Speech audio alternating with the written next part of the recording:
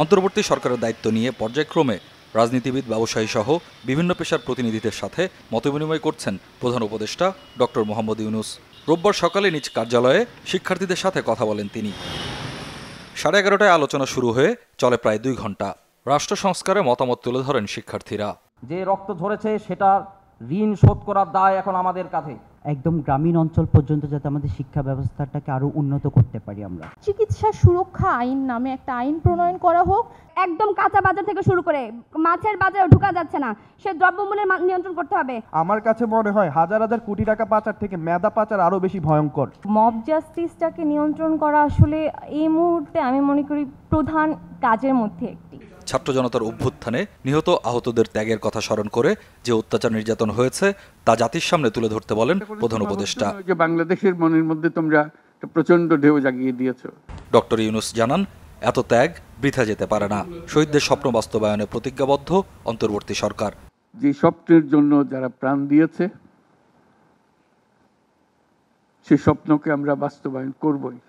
দেশ গঠনের যে লড়াই শিক্ষার্থীরা শুরু করেছেন তা অব্যাহত রাখার আহ্বান জানান প্রধান উপদেষ্টা। দেশকে অশান্ত করার চক্রান্ত থেমে নেই জানিয়ে সতর্ক করেন তিনি। বহু লোক বসে আছে যারা এই দুঃস্বপ্ন থেকে আমরা জেগে ওঠার কারণে তারা দিশেহারা হয়ে গেছে। বাংলাদেশের জন্ম থেকে আজ পর্যন্ত এই সুযোগ আর আসে নাই, যে সুযোগ তোমরা আমাদের হাতে তুলে দেবে। এই সুযোগ হাতছাড়া হলে বাংলাদেশের আর কোনো ভবিষ্যৎ থাকবে না। আরএফএল ওয়্যার ড্রপ, প্রিয় সব পোশাক যত্নে থাকবে আরএফএল ওয়্যার ড্রপে। তরুণদের চিন্তা স্বচ্ছ ও সঠিক মন্তব্য করে কারো প্ররোচনায় বিচ্যুত না হওয়ার আহ্বান জানান ডক্টর মোহাম্মদ ইউনূস।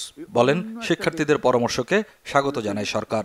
তোমাদের চিন্তায় স্বচ্ছ, তোমাদের চিন্তায় সঠিক, এটা মুঠো থেকে ছাড়বে না, হাত থেকে ছাড়বে না, এবং আমাদেরকে স্মরণ করিয়ে দেবে যদি আমরা এই স্বপ্নের থেকে দূরে সরার কোনো কাজ করে ফেলি। আমাদের কারো কোনো ইচ্ছা নাই এই স্বপ্ন বাইরে যাওয়ার। এই স্বপ্ন বাস্তবায়ন করাই আমাদের সার্বক্ষণিক কাজ।